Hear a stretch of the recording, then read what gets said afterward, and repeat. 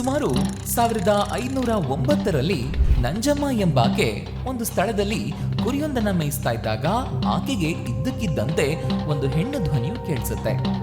ನಂಜಮ್ಮ ಭಯದಲ್ಲಿ ಧ್ವನಿ ಯಾರದ್ದು ಅಂತ ಕೇಳಿದಾಗ ತಾನು ಮಹಾಕಾಳಿ, ತಾನು ಇಲ್ಲಿ ನೆಲೆಸಿದ್ದು ನನಗೆ ಪೂಜಾ ಕೈಂಕರ್ಯಗಳು ನಡಿಬೇಕು. ಸ್ವತಃ ತಾಯಿಯೇ ಕೇಳ್ಕೊಂಡ ಸ್ಥಳ. ಉದ್ಯೋಗ, ವ್ಯಾಪಾರ, ವ್ಯವಹಾರ, ವಿವಾಹದಲ್ಲಿನ ಸಮಸ್ಯೆಗಳಿಗೆ ಪರಿಹಾರವಿರುವ ದಿವ್ಯ ಸ್ಥಳ, ಮಾಟ ಮಂತ್ರ, ವಶೀಕರಣ, ದೃಷ್ಟಿ ಸಮಸ್ಯೆಗಳನ್ನ ಮಟ್ಟ ಹಾಕುವಂತಹ ಕಾಳಿ ಸ್ಥಳ. ಕೇವಲ ನಿಂಬೆಹಣ್ಣು ಮತ್ತು ಬೆಲ್ಲದ ದೀಪಕ್ಕೆ ಭಕ್ತರ ಇಷ್ಟಾರ್ಥಗಳನ್ನ ಈಡೇರಿಸ್ತಾ ಇರುವಂತಹ ಜಗನ್ಮಾತೆ ಬಂಡಿ ಕಾಳಮ್ಮನ ಸ್ಥಳ ಇದು.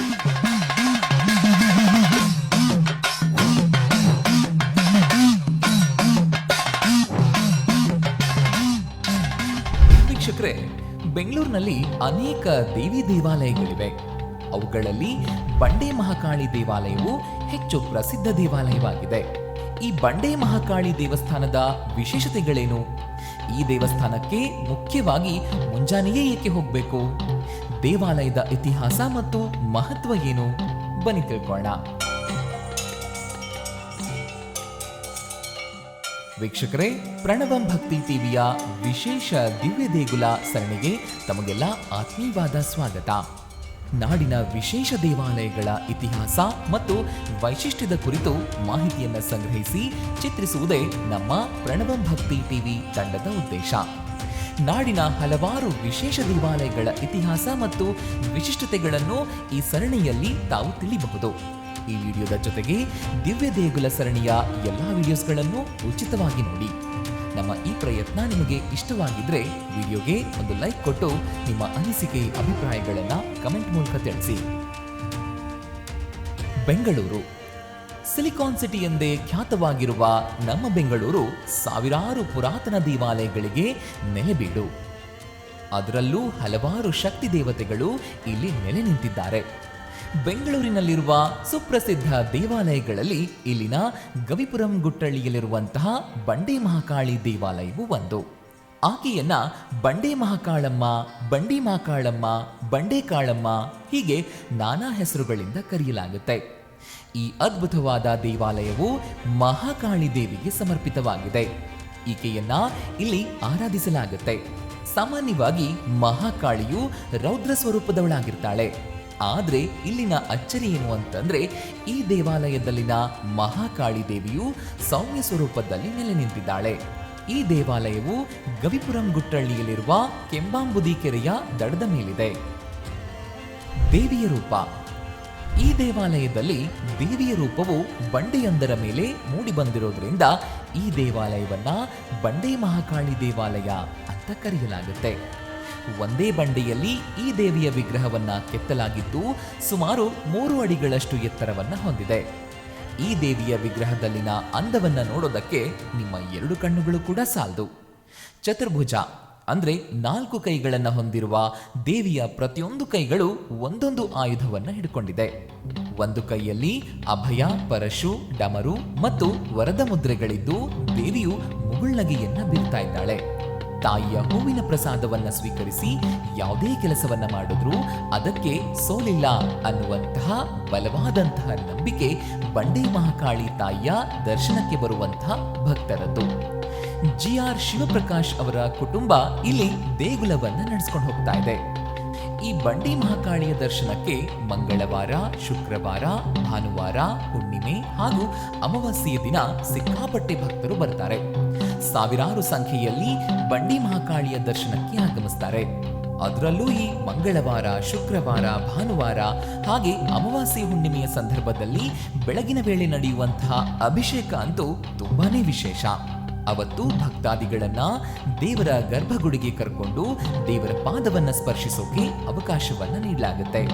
ಈ ವೇಳೆ ದೇವಿಯ ಅಭಿಷೇಕದ ನೀರು ಭಕ್ತರ ಮೇಲೆ ಹರಿಯುವುದು ವಿಶೇಷ ಅಂತಾನೆ ಹೇಳ್ಬೋದು. ಇದರಿಂದ ಹೊಸ ರೀತಿಯಾದಂತಹ ಶಕ್ತಿ ಬಂದಂತಾಗುತ್ತೆ ಅನ್ನೋದು ಭಕ್ತರು ಹೇಳುವಂತಹ ಮಾತು. 9 ಅಮಾವಾಸ್ಯೆ ಹೀಗೆ ಬಂಡಿ ಮಹಾಕಾಳಿಯ ಅಭಿಷೇಕದ ನೀರನ್ನು ಹಾಕಿಸ್ಕೊಂಡ್ರೆ ಅದೆಂತಹ ಕಷ್ಟ ಇದ್ರೂ ಕೂಡ ಆ ಕಷ್ಟ ದೂರ ಆಗುತ್ತೆ ಅನ್ನುವಂಥ ನಂಬಿಕೆ ಇದೆ. ದೇವಸ್ಥಾನದ ಇತಿಹಾಸ. ಕೆಂಪೇಗೌಡರು ಬೆಂಗಳೂರು ನಗರವನ್ನ ನಿರ್ಮಾಣ ಮಾಡೋದಕ್ಕೂ ಮೊದಲೇ ಈ ದೇವಾಲಯ ಅಸ್ತಿತ್ವದಲ್ಲಿದೆ. ಆರಂಭದಲ್ಲಿ ಈ ದೇವಾಲಯದಲ್ಲಿ ಬಂಡೆಯ ಮೇಲೆ ದೇವಿ ನೆಲೆಸಿರೋದರ ಕುರಿತು ಯಾರಿಗೂ ತಿಳಿದಿರಲಿಲ್ಲ. ಸುಮಾರು 1509ರಲ್ಲಿ ನಂಜಮ್ಮ ಎಂಬಾಕೆ ಈ ಸ್ಥಳದಲ್ಲಿ ಕುರಿಯೊಂದನ್ನ ಮೇಯಿಸ್ತಾ ಇದ್ದಾಗ ಆಕೆಗೆ ಇದ್ದಕ್ಕಿದ್ದಂತೆ ಒಂದು ಹೆಣ್ಣು ಧ್ವನಿಯು ಕೇಳಿಸುತ್ತೆ. ನಂಜಮ್ಮ ಭಯದಲ್ಲಿ ಧ್ವನಿ ಯಾರದ್ದು ಅಂತ ಕೇಳಿದಾಗ ಧ್ವನಿಯು ತಾನು ಮಹಾಕಾಳಿ, ನನಗೆ ಪೂಜೆ ಕೈಂಕರ್ಯಗಳು ನಡಿಬೇಕು ಅಂತ ಹೇಳುತ್ತೆ. ಮೊದಲಿಗೆ ಇದು ಬಡ್ಡೆ ಹುಡುಗರ ಧ್ವನಿ ಅಂತ ಅಲ್ಲಗಳೆದ ಆಕೆ 1 ವಾರದ ಬಳಿಕ ಮತ್ತೆ ಇದೇ ಧ್ವನಿಯನ್ನ ಕೇಳಿಸ್ಕೊಳ್ತಾಳೆ. ನಂತರ ಗ್ರಾಮಸ್ಥರ ಗಮನಕ್ಕೆ ಈ ವಿಚಾರವನ್ನ ತರ್ತಾಳೆ. ಗ್ರಾಮಸ್ಥರು ಬಂದು ಈ ಪ್ರದೇಶವನ್ನ ಶೋಧಿಸಿದಾಗ ಇಲ್ಲಿ 3 ಅಡಿ ಎತ್ತರದ ಬಂಡೆಯೊಂದು ಕಾಣಿಸುತ್ತೆ. ಆ ಬಂಡೆಯ ಮೇಲೆ ಮಹಾಕಾಳಿ ಅಮ್ಮನವರ ರೂಪವನ್ನ ಕಂಡು ಆ ಬಂಡೆಗೆ ಬಂಡೆ ಮಹಾಕಾಳಿ ದೇವಿ ಅಂತ ಕರೀತಾರೆ. ಅಂದಿನಿಂದ ಇಲ್ಲಿ ಪೂಜೆಯು ನಡೆಯಲಾರಂಭಿಸುತ್ತೆ. ದೇವಸ್ಥಾನಕ್ಕೆ ಯಾವಾಗ ಭೇಟಿ ನೀಡಬೇಕು?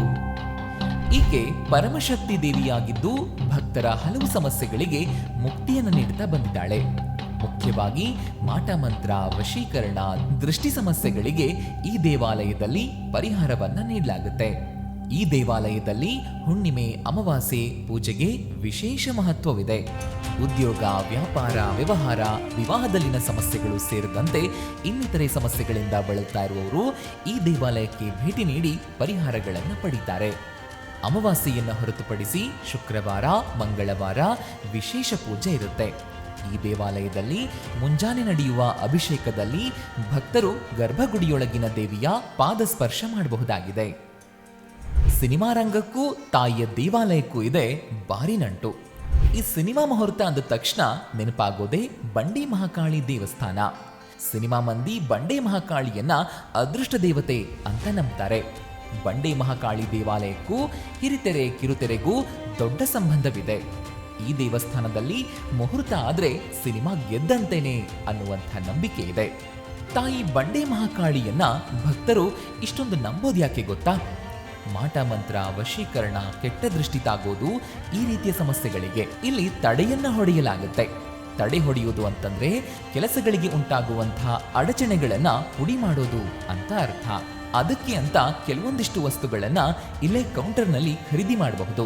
ತಡೆ ಹೊಡೆಯುವಂತಹ ಸ್ಥಳ ಇದೆ, ಅಲ್ಲಿ ತಗೊಂಡು ಹೋಗಿ ಅದನ್ನ ಕೊಟ್ರೆ ಅದಕ್ಕೆ ಏನು ವಿಧಿವಿಧಾನಗಳಿದೆಯೋ ಅದನ್ನ ಮಾಡುವಂತಹ ಕೆಲಸವನ್ನ ಈ ದೇವಸ್ಥಾನದಲ್ಲಿ ಮಾಡಲಾಗುತ್ತೆ. ಈ ತಡೆ ಹೊಡೆಯುವಂತಹ ಸ್ಥಳಕ್ಕೆ ತಡೆ ಹೊಡಿಸೋದಕ್ಕೆ ಅಂತಾನೆ ಬೇರೆ ಬೇರೆ ಊರುಗಳಿಂದ, ರಾಜ್ಯದ ಮೂಲೆ ಮೂಲೆಗಳಿಂದ ಇಲ್ಲಿ ಭಕ್ತರು ಆಗಮಿಸ್ತಾರೆ. ವೀಕ್ಷಕರೇ, ಇದಾಗಿತ್ತು ಪ್ರಣವಂ ಭಕ್ತಿ ಟಿವಿಯ ವಿಶೇಷ ದಿವ್ಯ ದೇಗುಲ ಸರಣಿಯ ವಿಶೇಷ ವಿಡಿಯೋ. ನಾಡಿನ ವಿಶೇಷ ದೇವಾಲಯಗಳ ಇತಿಹಾಸ ಮತ್ತು ವೈಶಿಷ್ಟ್ಯದ ಕುರಿತು ಮಾಹಿತಿಯನ್ನು ಸಂಗ್ರಹಿಸಿ ಚಿತ್ರಿಸೋದೇ ನಮ್ಮ ಪ್ರಣವಂ ಭಕ್ತಿ ಟಿವಿ ತಂಡದ ಉದ್ದೇಶ. ನಾಡಿನ ಹಲವಾರು ವಿಶೇಷ ದೇವಾಲಯಗಳ ಇತಿಹಾಸ ಮತ್ತು ವಿಶಿಷ್ಟತೆಗಳನ್ನ ಈ ಸರಣಿಯಲ್ಲಿ ತಾವು ತಿಳಿಯಬಹುದು. ಈ ವಿಡಿಯೋದ ಜೊತೆಗೆ ದಿವ್ಯ ದೇಗುಲ ಸರಣಿಯ ಎಲ್ಲಾ ವಿಡಿಯೋಸ್ಗಳನ್ನು ಕೂಡ ಉಚಿತವಾಗಿ ನೋಡಿ. ತಾಯಿ ಬಂಡೆ ಮಹಾಕಾಳಿ ದೇವಾಲಯದ ಕುರಿತ ಈ ವಿಡಿಯೋ ನಿಮಗೆ ಇಷ್ಟವಾಗಿದೆ ಅಂತ ಭಾವಿಸ್ತಾ ಇದ್ದೀವಿ. ನಮ್ಮ ಈ ಪ್ರಯತ್ನ ನಿಮಗೆ ಇಷ್ಟವಾಗಿದ್ರೆ ವಿಡಿಯೋಗೆ ಒಂದು ಲೈಕ್ ಕೊಟ್ಟು ಶ್ರೀ ಬಂಡೆ ಮಹಾಕಾಳಮ್ಮ ಅಂತ ಕಮೆಂಟ್ ಮಾಡಿ.